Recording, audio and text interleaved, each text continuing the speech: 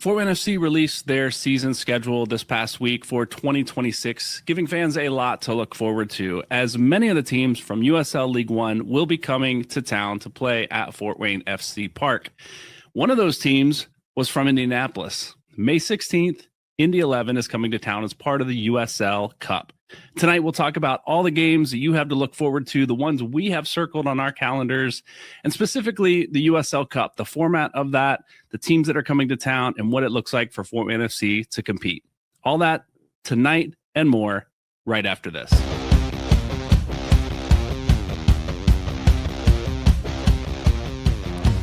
This episode of Fort Wayne Footy is brought to you by OmniSource, one of America's largest processors, distributors, and managers of scrap and secondary metals based right here in Fort Wayne. Check out their services at omnisource.com. Fort Wayne Footy is also brought to you by LaserX, the Midwest's largest laser tag and arcade. They specialize in birthday parties, corporate team building, youth groups, sports teams, and family entertainment. You can find them at laserxfw.com. That's laser with a Z. And if you get over there, be sure to tell them Fort Wayne Footy sent you.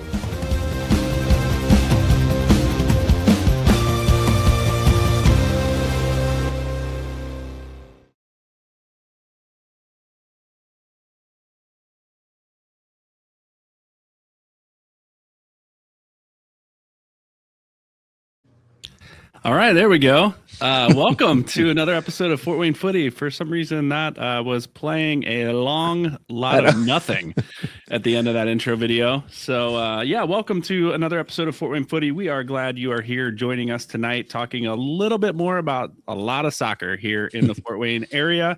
My name is Brian, hosting the show tonight. Here with me, we have Todd Gilpin and Dustin Diller. How you guys doing tonight? Doing great. Yeah, I'm doing a little better than Todd is, though. Yeah, Todd, you and Fort Wayne Sport Club hosted one of the most unique events in the area yesterday, which we'll talk about a little bit later. But you're a little sore from that event. A little bit walking back and forth in the sand gets to you. But hey, I spent the day at the beach, and at least I'm not sunburned. That's true.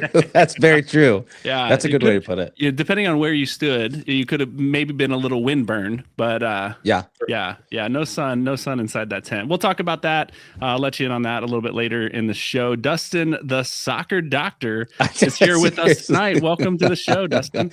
You know, Paul sent me that clip from last week on, I think it was Wednesday or Thursday. He's like, "Did you know you have a new nickname?" I'm like, I'm really anxious to get on and see what the new nickname is. I thought it was maybe like Fired something, or like the Autumn thing.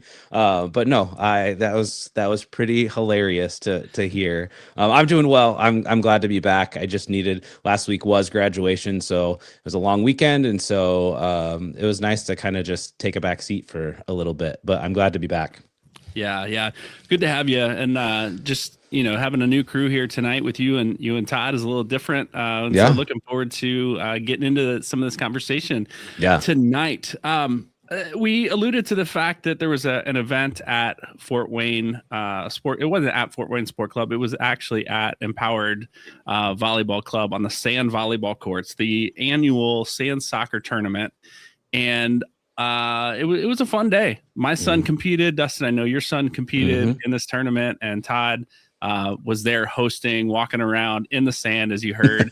And Todd, like, what's the cutoff? Like, I know about myself, walking around in sand all day makes me a little sore, because there's like muscles that you have that you forget you have until, or maybe you don't have them till maybe you're in your 40s or whatever. I don't know. They just get really sore. So I stood like off to the side and like coached from a distance. But you were in it all day long, man. A little sore today. Yeah. Yeah. It's not so much the muscles. It's at my age, it's the ankles, it's the knees, it's the joints that get to you after a while walking. It's tough, but great day just seeing everybody out there having fun, something a little bit different. And you had what age groups? Was this like U10? I know my son competed in the high school boys, but was it U10 and up? It was actually the divisions were U12 up to high school. Okay. We did have one U10 team playing in a U12 bracket, but previous years we have had U10. It really depends on who registers. I mean, every year is a little different. Yeah. And so if you're not familiar, played on a volleyball court. There are 2 goals, right? Just like soccer. You play 4-on-4. One of the players is a goalkeeper, limited range and where they can come out and play the ball. And you learn quickly, like my son's competed in this for 3 years in a row, right? And you learn quickly, or they learn quickly, the ball doesn't roll well on sand. You got to play, you got to be good in the air with it. And so the teams that are, at the older levels anyway, better in the air, usually win the games. Yeah. Dustin, what did it look?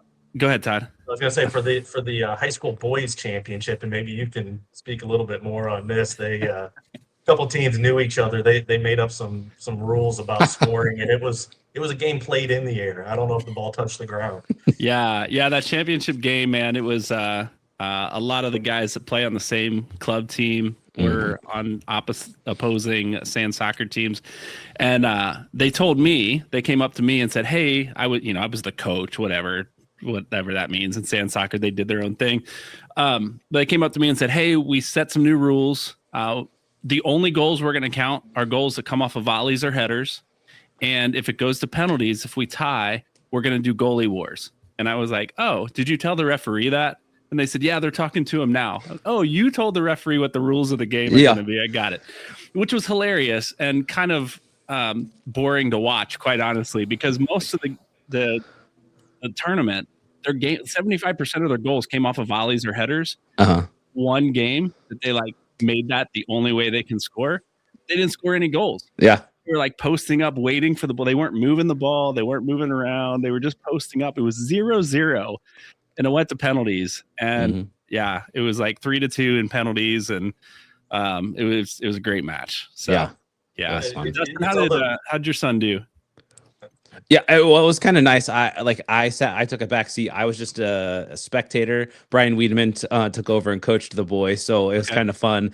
They were the U10 boys played. They played in the U12 girls league, which was good. It was good for them. There was one girls team that was extremely competitive, and they beat them in pool play, and then we beat them in the championship game. So, but there was no volleys, there were no headers in the U12, U10 kids. But it's a blast. It's always, I think my son's played in it the last at least 2 or 3 years. Same group of boys, and they have a really good time with that. So, yeah, it was fun. It was good to get energy out. My son was tired last night. We love it. It's fun. Right. Hey, I see everybody in the chat. Thanks for joining us. It looked like there was something messed up with the feed early. And Christina, I don't know if that was messed up with the feed or if that was just my bonehead move of putting a minute and a half of nothingness between the intro video and us coming on. So thanks for sticking around and coming back. I do love the comment, going to do the classic turn it off and turn it back on. Dwayne jumps in and says, "Don't forget to smack it on the side too." So yeah, all these helpful troubleshooting tips from fans of the show. So anyway, thanks for joining us. We'd love to hear from you in the comments tonight. If you're watching live, we're going to get into some of the scheduling for Fort Wayne FC and the USL Cup, the format and all of that tonight. There was another local team that played last night. The Summit City Sentinels hosted their second home game of the season at the Classic City Center up there in Waterloo, Indiana, and unfortunately took quite a beating against the Cleveland Crunch, who is a seasoned team. Cleveland Crunch, I remember hearing about them years and years ago, maybe in this league, maybe in another indoor league. I know some of these teams and leagues have bounced around a little bit, but they were a well-oiled machine last night, beating Summit City Sentinels 18-2, which there's a lot more goal scoring in indoor soccer than outdoor. But 18-2 was something. That's most of my men's D League games when we played a couple of years ago. We were getting beat by that. So, and that was by high school teams, wasn't it? Yeah, 100%. We've all been there. Yeah. So no, we had some young guys that we've talked about here on the show getting time with Summit City Sentinels. Landon Wells was out there. Lane Snyder was out there. Jack Zeiger was out there, among others, playing for this professional indoor team, which was a lot of fun to sit back and watch them play. Zeiger got the whole second half in the goal. Oh, nice. and Wells and Snyder played quite a bit throughout. It's a lot like hockey. If you've not been to an indoor soccer game, it's a lot like hockey. The full line changes as people come in and out, like every minute and a half, 2 minutes. There's a penalty box in indoor soccer. You get the blue card. You get 2 minutes sitting in the penalty box. You got a power play for the other team. So different rules, but it's a lot of fun to watch. It's a really fast-paced game. So if you get a chance to get out to a Summit City Sentinels game, just encourage you to get up there to Waterloo. It's a little bit out of the way, but it's worth your time to get up there and watch soccer at a different speed with walls, basically. So have you guys been out to, last year was our first season. This year's, they've played just a couple of games so far. Have you been out? Have you seen them play? I haven't. No, I've been up there. My son practiced. That's where they practice indoor. So I've been up there, but I haven't seen one of their games. I want to get up there for sure. Yeah. It's and we've been live streaming their matches. So Paul is usually up there in the top of the steps, kind of, we call it the crow's nest, right? Yeah. Aiming down, his camera following the action. I'm running the graphics and score on the stream, and there's a broadcaster from Defiance College there that's, nice. That comes in and commentates the game. And so it's a good opportunity to get out, have some fun, bring some friends, see soccer in a bit of a different way. But that's not, I mean, that was the only soccer that was happening last night. Yeah. But holy cow. Paul's in there in the comments. Cleveland was impressive. Brian with some commentary. Yeah, we did. So there is a commentator that does the game, and at the end of each quarter and halftime and post game, I jump on with him and do some analysis of the game and stuff. And so that's on there. That's fun. If you're interested, it's streamed live, and it's, the recording is still there on MLIS Pro on YouTube, Major League Indoor Soccer Pro on YouTube. So check that out. But hey, tonight we're going to get into Fort Wayne FC's schedule that was released on Tuesday, I believe, 2 days after we talked last Sunday night about what it could look like. We talked about the home openers. And, if you remember last week, we highlighted the fact that May 2nd was going to be Fort Wayne FC's first game at Fort Wayne FC Park. The season actually kicks off on March 7th. They play in Naples, then they're in Sarasota, and we'll show you that schedule here in just a moment.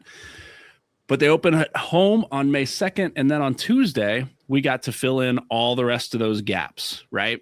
Every week, every game of the entire season, including some games against USL Championship sides in the USL Cup, the Prince Tires USL Cup. So the season opens, we speculated last week, 5 games on the road. They play Naples, Sarasota. I'm curious if they come home between those two, or if they just stay in Florida. I mean, it's 7 days. Yeah. I was looking at that. Just spend the week in Florida and acclimate, and maybe play some beach soccer. And there you go.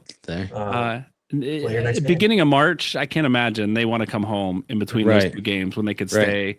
So I imagine that's the fact. So March 7th open in Naples. Then they would go to Sarasota. From there, they're up in New York, play the Cosmos. Then that's going to be not fun. Is that an indoor stadium? Do we know? I'm not familiar with March 28th in New York is not going to be beautiful. It could still have snow. It could. You could. And MLS has been doing it for a couple years now, playing like late February, early games. And so, honestly, I don't know. I think New York is an open stadium. I don't know. Okay. It's a new team coming back into the league this year. Someone in chat says it's outdoors. Outdoors, yeah. Ryan in chat. Yeah. I probably won't travel to that one. I mean, you guys are more than welcome to go to that one, but that's probably one I won't travel to. The first time our new Fort Wayne Football Club plays the storied, sort of new New York Cosmos, and you don't want to go? No, I would love to, but it's a long drive, and to sit through that, I support them wholeheartedly, but I will cheer them on from afar. That's gonna be like our probably second early spring, I think is what that's going to be. And with our weather the way it's been lately, right? Going to be 60 degrees on Christmas, I think, from what I've heard. So who knows what it's going to be March that's true. 21st or whatever that is. Anyway, it's in New Jersey, actually. Thanks, Ryan, for that. Hinchcliffe Stadium in Peterson, New Jersey. So yeah, most of the New York teams actually play in New Jersey. I think that's where World Cup is, right? Like it's being played in New Jersey. So yeah. I saw something. I don't know why I even brought this up other than you did about it was a guy from England. No, I think he was from Ireland, talking about the craziness of the United States and the World Cup. That the game in New York is actually in New Jersey. Yep. And all these, they're playing here, but it's really like 45 minutes outside of that city in another city. And true story. That's the way we do things here. But anyway, moving on from New York, Fort Wayne FC goes back south to Chattanooga, and then they play in Louisville for the first game of the USL Cup of that group stage. So first 5 games on the road. The next 5, it's a long home stand for Fort Wayne FC. As the next 5 are at home. The openers with Charlotte, Portland, Hearts of Pine from Portland, Maine comes to town, Westchester, Indy 11 on May 16th, and then Corpus Christi from South Texas comes up here in May to play a match. And so starting on the road, long home stand, gives us actually more home games late in the season as well. So unfortunate that we won't get to see our team early. But, as we speculated last week, like maybe that gives them time to get into some form and give us something to really get excited about 5 games into the season. Once they are at home. You can watch all those games from the Fort Wayne FC press release. You can watch from what they reported. You can watch those games USL League One on all different networks. But ESPN Plus is the one that you'll see most of the games on. There are some on CBS Sports Network, CBS Golazo, but majority on ESPN Plus. So if you don't have that, you might want to look into that if you want to watch your home side play their away games if you can't get to those. So, guys, as you look at the schedule for Fort Wayne FC, of all the games that you've seen, whether it's USL Cup, league matches, what are the ones that you're circling on the calendar? Like, I can't miss this game. I think the number one for me is the Indy 11 game. I mean, it's an in-state rival. They're a league above us. They don't have a stadium. We do have a stadium. That's why we're hosting and they're not hosting. I mean, I think that they play at IPUI or whatever it is, IU Indy now. IU Indy, Carroll Stadium.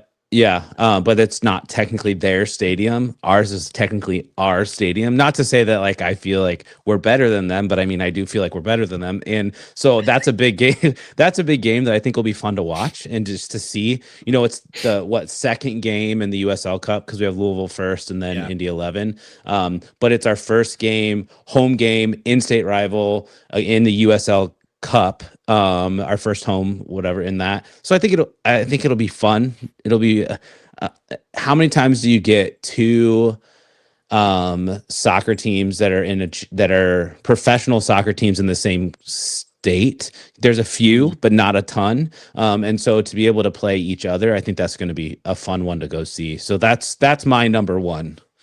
I don't know what yours is, but I'm looking at the 7th. March 7th. One is my birthday, so of course I'll just go down and see it. But, the opener, see what the team is. Yeah. Right. Because right now we don't have players. We don't have we don't know anything. Let's see what this level is like. Let's see what the team looks like. You got to go with the first game there down in Naples. Hopefully that'll be aired on one of the networks. But then, of course, the Indy 11. Yeah. The March 7th match certainly is one I'm circling. I want to see what we have, who we have. And, I got to believe at this point there are players. They're just, just not announced. So we don't know who they are yet. Yeah. But I imagine they probably have close to a full squad at this point. I would guess. Think so? You think that it's... Listen, the first match is March 7th. That's just over 2 months away. Yeah. Preseason's going to start, I believe, late January. So after the first of the year, I think it's going to be late to try and build a full roster. So they may be filling gaps, but I imagine most of the roster is at least in some process of being signed, Full, yeah. And so on that note, I imagine a flurry of announcements. I was just going to say, because during the holidays or soon after the holidays. Because he told us, he said as soon as that schedule is released, then expect for like 2 weeks ago, right? When we had him, when we had, and Justin he told from Fort Wayne FC, yep. And he said expect like once the schedule is released to start seeing a release of roster, release of players, all of that kind of stuff. So I'm excited. I hope so. I mean, holidays may put a little bit of a damper on that, but I am excited to see. I think the biggest one is who's returning. Who are we going to get that we've seen play before? That's huge. And I know that there's going to be some people in there that are going to tell us who, like AKA Briscoe. But like who returns, who is brought back, who are new guys, who are people that we've maybe seen in different teams that are coming back, that want to join on. I'm hopeful that it's sooner rather than later that they release it so that everyone can kind of get excited about it. Yeah. What I'm anticipating with this roster build, and I have no knowledge of this, I'm just making some assumptions here, is we see a number of players that we saw last year and maybe in the last couple of years in USL2 on this team. But I got to imagine it's going to be a balanced roster with some experienced players that have played in this league, maybe players that have played in the USL Championship, and maybe on loan to USL One teams. I don't know how that works quite yet. But I imagine it's going to be a balanced roster of guys we've seen and guys that, again, have that experience playing at this level, and are ready to compete immediately. Now, team chemistry is something different, right? That takes a little bit to develop. So the product that's on the field on March 7th, while I'm excited to see that match, I don't think it's the product that we're going to see come May 2nd at home. So the game that I have circled on my calendar is the July 11th, I believe. Of course, I want to see the Indy 11 match. How are we going to match up against a team that's been around a little bit longer, have MLS aspirations, right? I want to see that. It's a rivalry, could be a rivalry, but July 11th with Detroit City FC coming to town. And I know maybe Fort Wayne's not familiar with Detroit City. Maybe you are a little bit, but they have quite a culture around their team. Their supporters groups are known to be pretty rambunctious, maybe is the word. They are very excitable.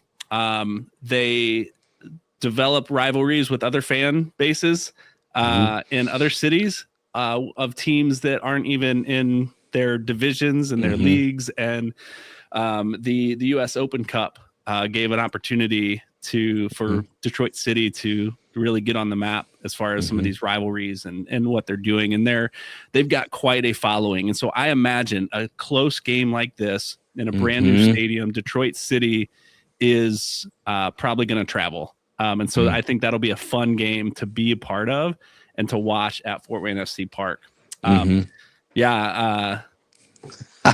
Christina, rambunctious is one word to describe them. They are something.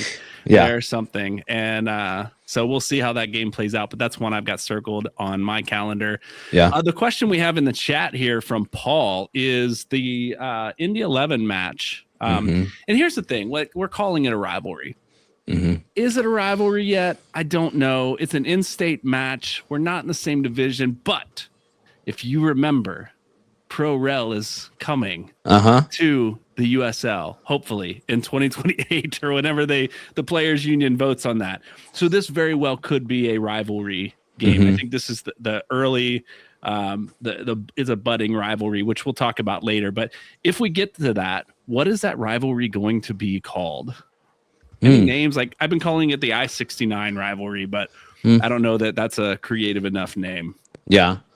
That's good. I don't know. Do you play on the history of the state and go off of that? Like, do you I don't know. I don't know. That's good. I'm not creative, so you don't want me to say stuff, and I'm not going to put something out there and be judged by it for the next year. So I think you should. No, that's why I asked the question. No. I already did the mayor thing I a few you weeks did back. The mayor thing, so I somebody else can throw that in. Yeah. What was his name again? I don't remember. No, I think the soccer doctor needs to weigh in on this one and give us a name. But no, all right, I'm not going to twist your arm too much. So I remember when Cincinnati was in the USL, they were in the US Open Cup playing against Columbus Crew, who is in Major League Soccer. And they called that game Hell is Real. And it became the rivalry, the name of the Hell is Real Derby, right? Because there is a billboard on I-71 between Cincinnati and Columbus that says Hell is Real. And it's been there since I was a kid growing up in Cincinnati. That billboard has always been there. And so that became that name. So is there something creative? There's that, what's that, Uranus Fudge store. Yeah, I was going to say. I was thinking let's not do that. Let's not do that. That's right along the mayor route. Yeah, That's right. Oh man. Oh, okay. Well, we'll come back to that one. Maybe we'll get a good rivalry. Maybe people in the chat can throw some stuff in there. Then that doesn't put as much heat on us to try and figure it out. That's right. The heat's already on us. So maybe something with orange barrels on 69. I mean, it's always under construction. The orange, that could be any state rivalry, probably the Orange Barrel Derby. Christina's back in her roots. The Brickyard Battalion is Indy 11 supporters group that I believe she used to be a part of. So I don't know how she's going to feel about that game. Christina, if you want to weigh in on where your allegiances lie at this point.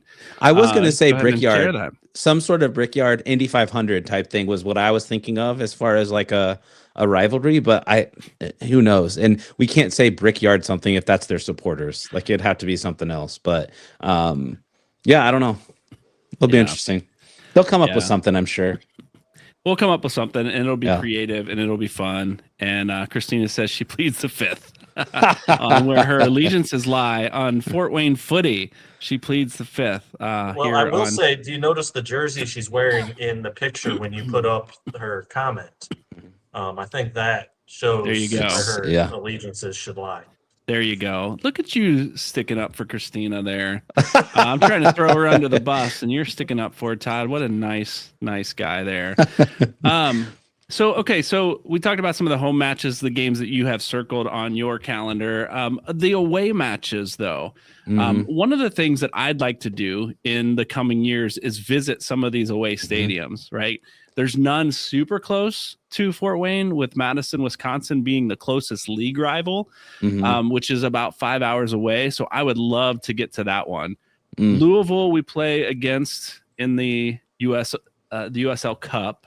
So that'll be a closer one, but it's not a league rival, right?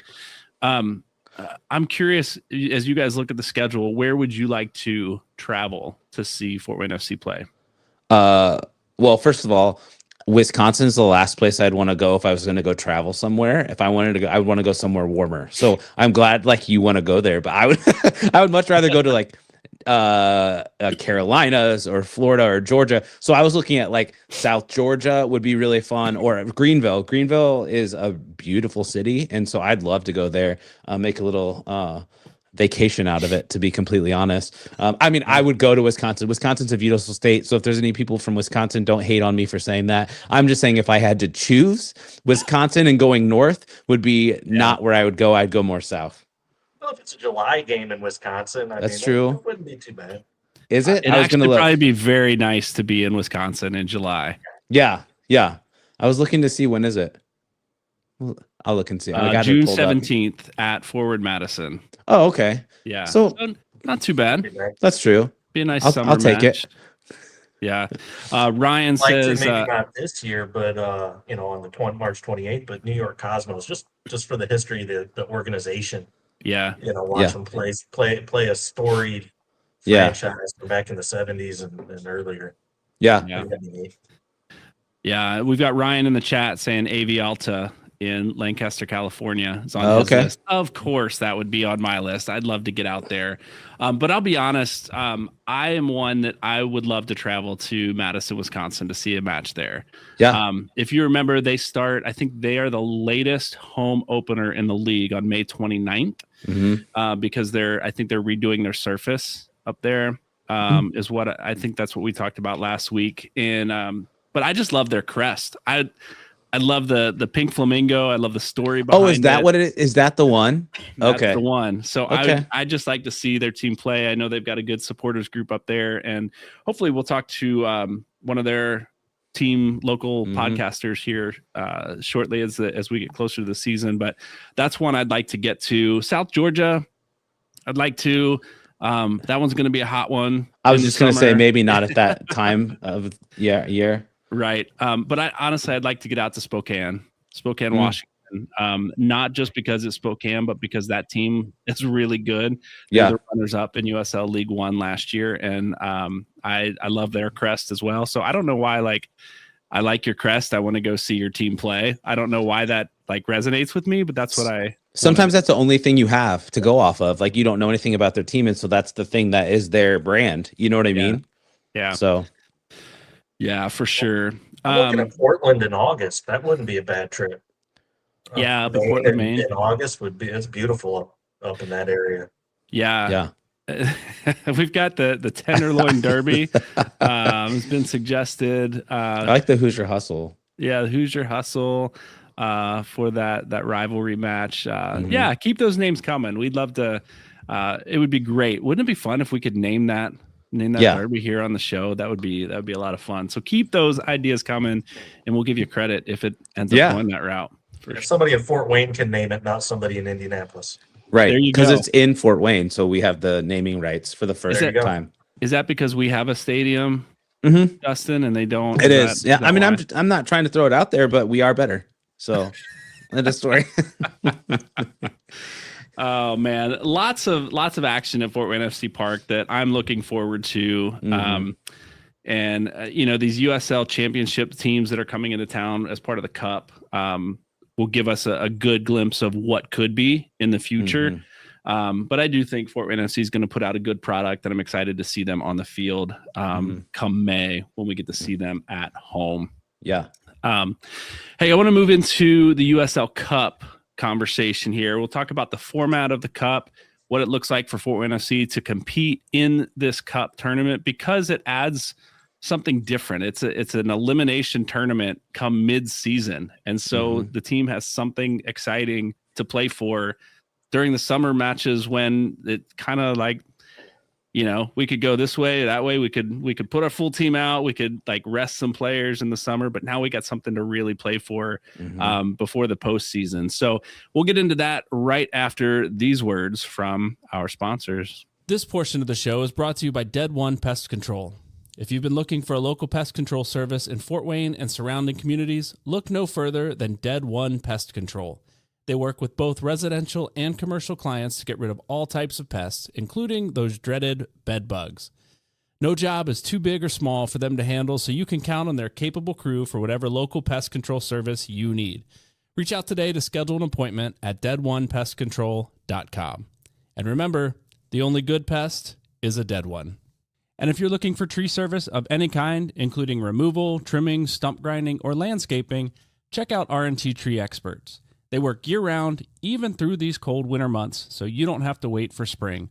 Just visit their website, fill out their estimate request form, and be sure to tell them Fort Wayne Footy sent you to receive 10% off your service. And we're back with no dead space after those ads here, leading into the second half of our show. We do play those ads every week, and we are grateful and thankful for those sponsors that allow us to do what we do. And we've got an event coming up, hopefully, with those sponsors here shortly that we'll share more of real soon. Let's get into the USL Cup, because we've talked a lot about the games that we will be playing, which is funny. We talked about them because we know Indy 11, right? But Indy 11 is in USL Championship. We will see them once this year, maybe next year, maybe more if there's pro rail that comes to town, comes into the league. But the USL Cup is a separate competition. So those games don't count towards our league standings. But as I mentioned before the break, it does give us as fans, it gives Fort Wayne FC as a team something to really play for and fight for, because it gives them another opportunity for hardware in the season. You got the postseason, the league postseason tournament, and you have the USL Cup. And there's 2 opportunities to win a championship each and every season in this league. And so the cup competition, it includes USL League One teams and then USL Championship teams. So those 2 divisions coming together. It lasts most of the season. It starts in April 11th, I believe. Maybe it's the first game, and runs through early October. And then the postseason for USL League One begins on Halloween this year, October 31st. So you could get a couple championship games there back to back that you get really excited about late in the season. But the format for this one, the 2026 Prince Tires USL Cup, it kicks off April 25th. Sorry, I had that date wrong. April 25th. Teams between the 2 divisions are split into 7 regional groups. Now, these groups have 6 teams each, and there's one group F, I believe. Is that what we're playing in? Group 4. They're numbered groups. They're not lettered groups. That's the World Cup. Group 4 is the only group that has 7 teams, and that happens to be the group that Fort Wayne FC is playing in. So 6 groups include 6 teams. One will include 7 teams. You'll play 4 group stage matches is how this is run. So if you do the math, you've got 4 group stage matches, and there's 6 other teams in our group, which means there's only 4 teams will play, 2 teams we will not see here in Fort Wayne, or Fort Wayne going elsewhere to play. But the winners of each group advance to the knockout stages. So my question for you all, before we get into who all is in Fort Wayne FC's group, we've talked about some of them already. How do you feel about that format of 6 other teams in your group and you only play 4, but the winners decided however the rest of those games play out? I don't like it. I've been in youth tournaments coaching where it's similar format, and you could go undefeated and not make it out. You know, you can get a bad draw with the top teams, and now you're not even competitive. If you're gonna have a cup, play everybody. Play everybody in the pool and see who advances. Split it into some more pools or something, but play everybody. Decide it on the field. Yeah, I would agree 100%. I think it doesn't fully give the best team in each bracket moving on, or in each group moving on. And so it puts people at a disadvantage. Whoever you draw, you could get the worst draw, and then you make it out, and then you get annihilated in that first, elimination round. So I would love it if they were all playing each other, like everybody played each other in every single group. I don't know why you couldn't or wouldn't do that. It makes more sense to do that. I don't know the reasoning behind why they do it, but it's every group that will miss. Like, we're missing 2 games, right? Every group will miss at least 1 team. Yeah. Okay. Yeah. I don't know. It is what it is. You can't change it. But I would hope that as it continues to grow, that they make some adjustments. I think that the college football playoff has kind of maybe shown some light on that this year. Yeah. And so hopefully that's a change that they make. You're not a Notre Dame fan, are you? I am. Yeah. So I'm a little hurt. I'm a little bit frustrated by it, but I just think, you want everyone to play each other. You want the best teams to emerge out of that. And if you don't play every single team, then that's not what's going to happen necessarily. Yeah. I'd be curious to know, and I'm in the same boat as you all, learning the ins and outs of the USL Cup. And what that looks like and why. I'd be curious to know why so many teams in each group, if it's always that way. So if you're listening and you have thoughts on that or have an answer to that, I'd be curious to know what that has looked like in the past. But curious why they wouldn't split it up into more groups. And then you at least play. It could be you could win your group and still not advance. Maybe there'd be too many teams moving on if you did that. But then you'd at least have your competition, you win your group, but maybe you didn't have the goal differential to move on. So there would be challenges with that too, if they're limited in that next round of the tournament in the elimination rounds. So I'm looking at the brackets from last year. Yeah, I pulled them up real quick, and it's very regional. Where like Group 3 from last year was Indy 11, Birmingham, Chattanooga, Tulsa, Madison, and Knoxville. So six last year too. Yeah, there was one that was all kind of Las Vegas, California area. So it's very regional. So they probably do that some for travel. Yeah, that could be. And then you get like Spokane that's out there by themselves. Boise's out there with them now. Anyway, looking forward to that. Group 4, the only group with 7 teams, includes Fort Wayne FC. We've got Forward Madison, so we will see them during season, but that's one of the teams we will not play in USL Cup. We've got Union Omaha, which we will play in the season, and we'll play them away in USL Cup. And I believe Union Omaha, we see them 3 times this year. Once at their place, once at our place in league play, and then out at their place again for the USL Cup play. Detroit City, we talked a little bit about. They'll be coming to town July 11th, I believe that game is. Louisville City, which we will play early on. That's the first one, right? Yeah. Yep. And we'll play them away. Lexington SC, which we played them, their USL 2 side last year. So this will be their championship side, a league above us now, that we won't play this year, but they're in that group. And then Indy 11 here at home on May 16th, one of those early home matches that we've again talked about at length. So group stage play, I think we're all in agreement there. Like, we'd love to play everybody. It's probably a timing issue. It's a number of teams that advance issue. But yeah, it is what it is, and that's the way it's been. And so we adapt to it. My question is tonight, how much emphasis should Fort Wayne FC put into this tournament? And I say that given a little context here, right? Everybody wants to win every game. Is it realistic to win every game? Probably not, right?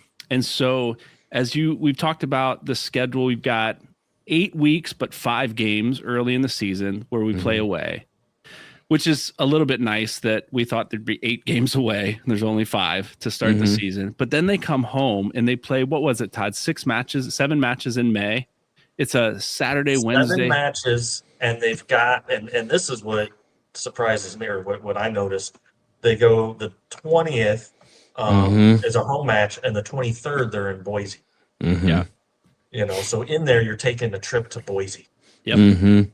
Yeah. And 3 days rest. Yeah. A couple time changes between here and there, and then back. It's going to make for it's going to be a lot different than USL 2, where we drive to Cincinnati or we drive to Columbus, or they come up here, we go to Lexington, because we're going cross country in a matter of 3 days to play and then back. So 7 matches in May, Saturday, Wednesday, Saturday. You can see the schedule get really congested. Now this is a different league than USL 2, which is a really short season, so they're used to playing that a little bit. Like, it's pretty tight scheduling there, but this is a long season. Right. And if you have a lot of weeks, if you advance in this tournament, and you have a lot of weeks where you're playing Saturday, Wednesday, Saturday, those legs are going to get tired. You're limited on your roster. Right. And so the number of times you can rest a player, you can rest a player as often as you want, but if you need that player on the field, you got to be really strategic what games you rest them for. So as you look at this, and there's no promises, right, that Fort Wayne's going to advance in this tournament, and there's nothing saying that they can't advance in this tournament. Right. As they kick this thing off, what are you hoping for? What's realistic in your mind for Fort Wayne FC, given the league schedule and USL Cup schedule? Do they go for it, or do they, this first year, let's get our feet under us a little bit and see what happens? I think everybody would love, your first year, you're developing, a bigger fan base, hopefully, to fill up a stadium. Like, you're hoping that they're, they're gung-ho about every single game, that it's not, it can get frustrating when you're watching a team and you're like, oh, they just know they're not going to need to win this, or, it's their their season, so maybe they should play it a little bit safer in relationship to that. So there's that aspect of it. So I think I would love to see them go gung-ho for every game, to be completely honest. But then there's injuries. There's what happens from a roster perspective, how that plays a role. We've seen that happen. We saw it last year with Fort Wayne FC. So does that end up coming into, to play a role? Let's hope not. We want everyone healthy, safe. But it's your first year, you're in the league, there's no promotion, there's no relegation at this point in time. So you're pretty solidified in relationship to USL One right now. So do you really have to prove yourself right now? No. So could I see them maybe taking more of a backseat on some of those, like going out to Boise, and playing 3 days later all the way out there, maybe taking a backseat with that, but putting more emphasis on these cup games to show the championship side that they're able to compete against those teams. So I'm kind of up in there. I want them to show that, but do they need to right now? I don't know. I think promotion relegation changes the entire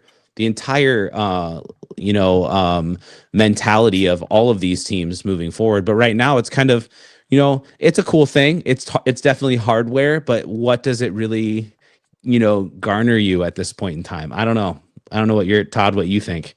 Well, I keep going back for it. I think a lot of the things that you had, but I do think you go for Indy 11. Yeah. Right. Just because of the in-state thing. Mm-hmm. But the rest of it, looking at now, it's a very, very short history of the USL Cup. 2 years and only 1 year championship teams have been in it.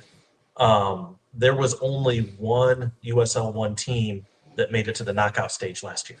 Mm-hmm. So realistically, the chances of advancement are very slim, especially first year. Yeah, great. If you got a great team and you're showing well in your first matches, maybe you go for it.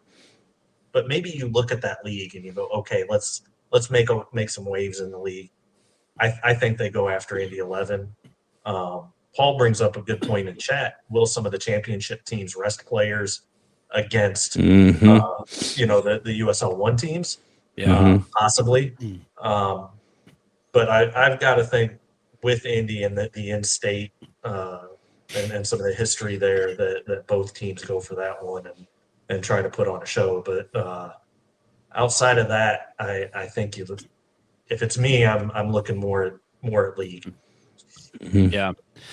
Yeah, I think so. Ryan brings up a good point as well, that some of the championship sides and some of the USL One sides will be playing in the US Open Cup as well, which in those early rounds, it's USL teams, it's lower level soccer club teams that are coming in. And then at some point, Major League Soccer teams enter into this. And so some of those teams will be doing both the USL Cup and the US Open Cup. That was a good insight there, Ryan, that I think adds a little bit to this discussion. For me, I think in these early matches, Fort Wayne goes for it, right? Let's put out a full strength roster in these USL Cup matches, see what we can do, see what kind of product we have against higher level competition, right? If they advance, I think they continue to put that out there, right? And you can't, if you advance out of the group stage, you can't back off and go, get embarrassed. It's late in the season. We've got, I think go for it. Yeah, I think if you're close, especially in year one, you don't know the product you have and you go for whatever you can get, right? And so if you're closest to hardware in the USL Cup, you go for it. Yeah. No idea what this is going to look like, but I think you put your best product on the field against Indy 11, against Detroit City FC, against Lou City, and you see what happens, right?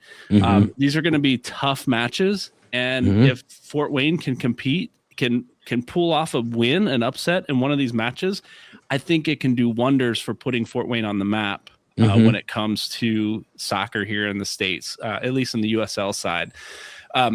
Big wonders. I know I go back to Cincinnati a lot. When Cincinnati was in USL, they beat Columbus Crew in the US Open Cup in the 2017 run, I believe it was.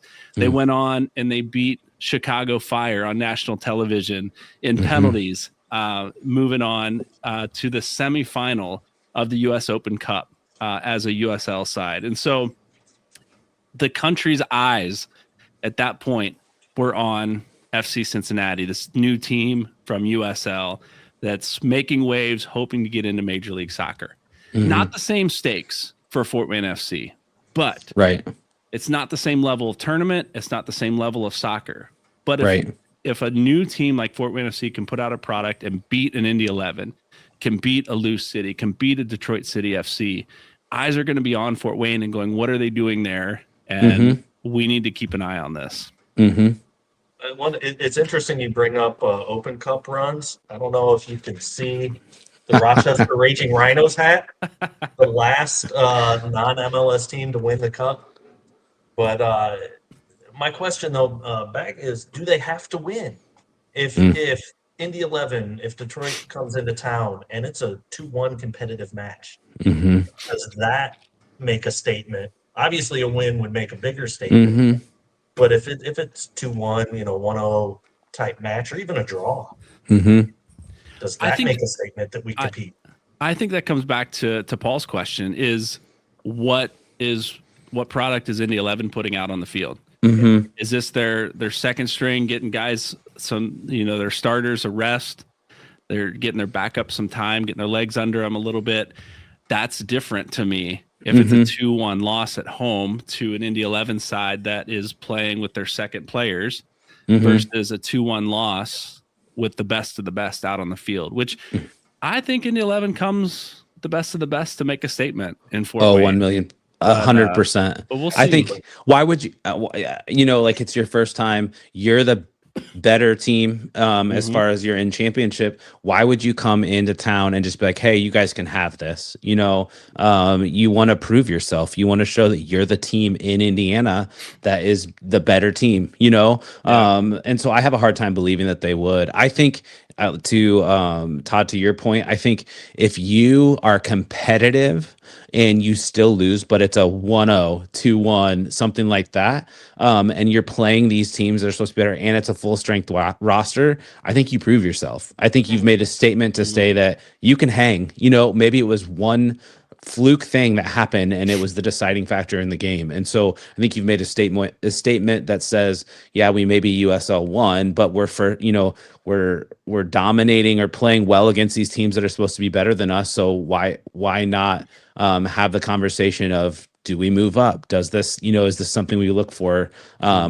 moving on? So I think if you play well, you play competitive against them, you make a statement as one of these, lower teams to come in and play. Yeah.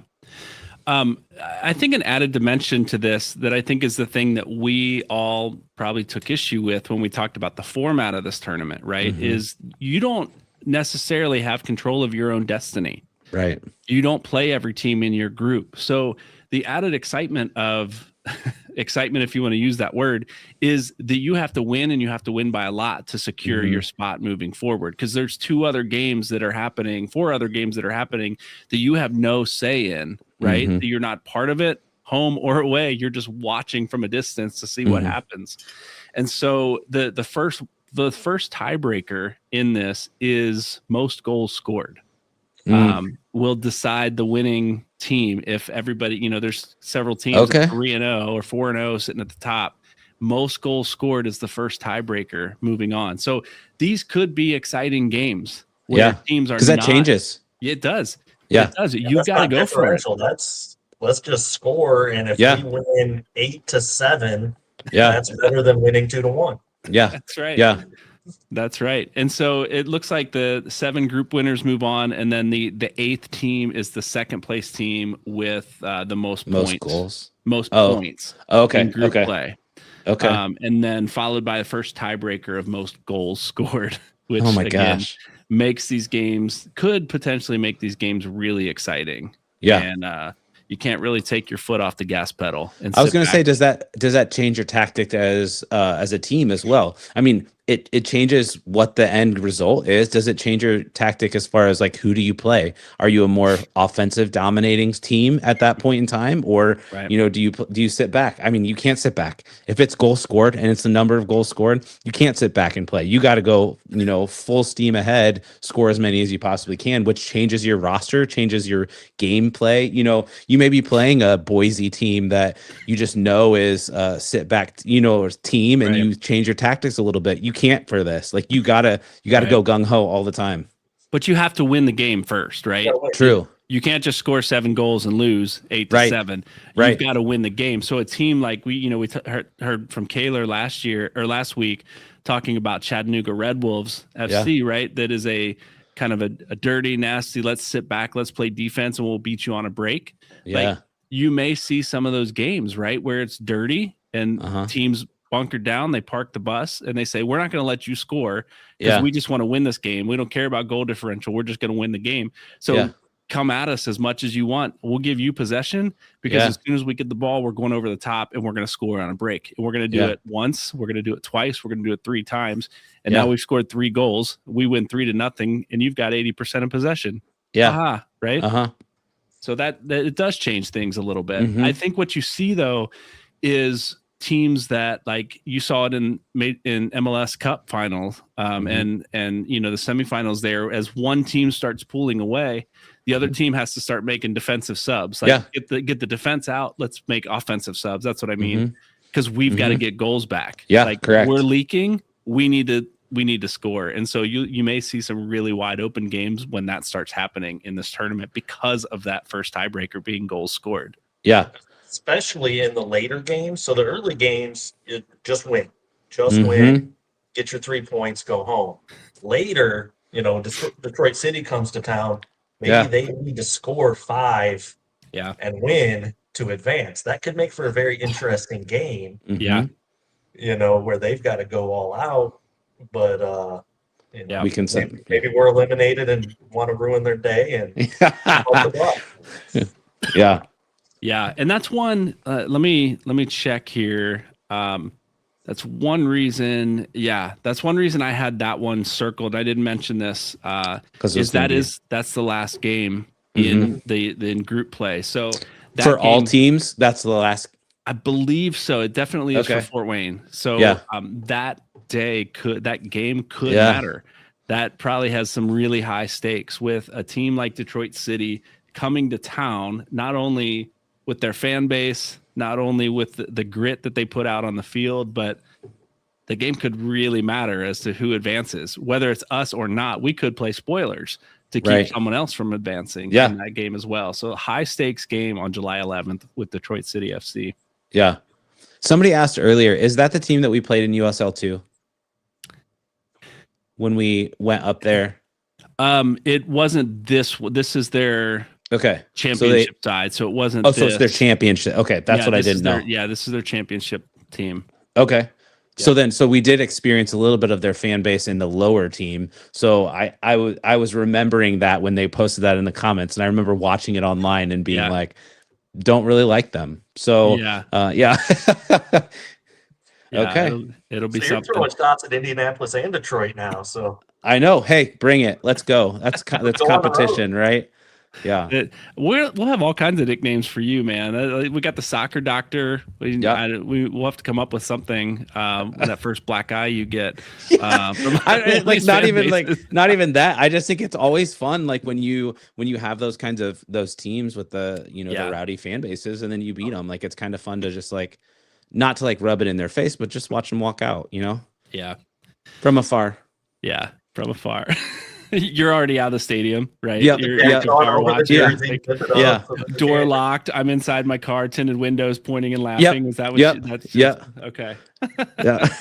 I know what you drive. We'll find you. It's him. He's right here. No. So lots to look forward to this season. USL Cup and a lot of games to look forward to at Fort Wayne FC Park, and it's a long season, right? Yeah. We had May to July, late July, August, that we're used to, and we're stretching from March 7th to late October and potentially beyond in the playoffs. And so really looking forward to some announcements here soon, hopefully, of players, of what's happening with the team, and some kit announcements hopefully soon, once they get all that squared away. And I got to say this, I can appreciate, we talked maybe briefly last week about the way Fort Wayne FC is announcing things. There's certain that things are concrete before they announce them, when there's other organizations in USL One that we talked about again that have made announcements and had to like backtrack a little bit. So I'd rather, let's wait, let's be patient, and then let's be really excited when that announcement comes out, because we know it's certain, it's a done deal, and we're moving forward. So, guys, this is as we wrap up this show, this will be, I believe, unless there's big news and we can do a different day, this will be our last show of 2025, because next week is that break between Christmas and New Year's, December 28th.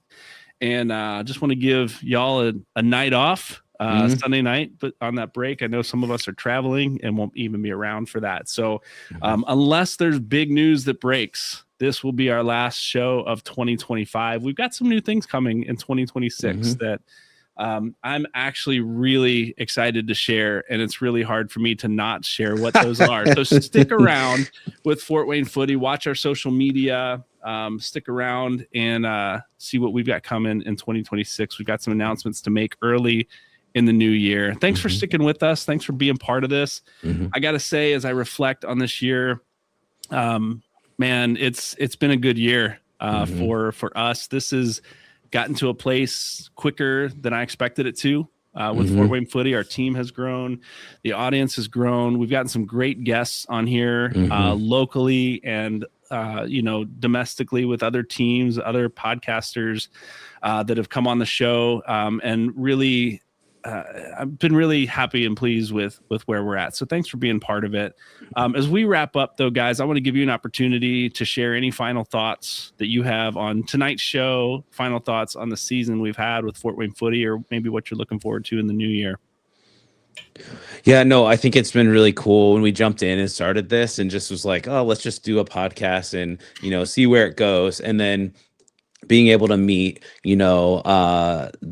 the people that we've met throughout the entire season, to being able to, be invited into the owner's suite for a game, to be able to have the conversations, to do that live show at the, the reveal. All these things are things that we would have only dreamt of, but they have come around us and really supported us and allowed us to have these opportunities. And we're extremely grateful for the opportunities that we've had. I'm excited about what it's going to turn into in the new year with the professional team and finding out all of the, the roster and all of those kinds of things. We're extremely blessed to have the supporters that we do, and to have the people that tune in, even people that, I've never met before, and they just walk up to you on the sidelines of a soccer game and say something. So we are grateful for every single person that supports us and that listens to us ramble on for an hour plus every single week. So it's been a blessing to be a part of this. I'm grateful for all of us that are involved in it, as well as all of our people that are supporting us and from afar.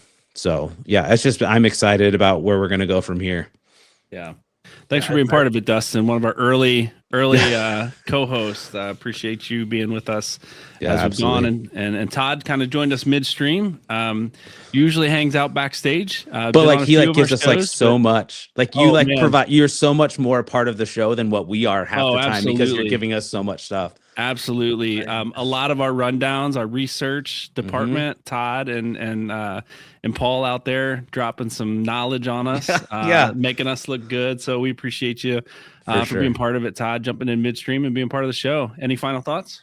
Absolutely. Anytime. No, I think, as you guys said, that it jumped and the fan base and everything, it grew. And I just think that shows what the potential for soccer in the city is. Shows from talking about high school all the way up to the professional, and we talk World Cup and whatnot.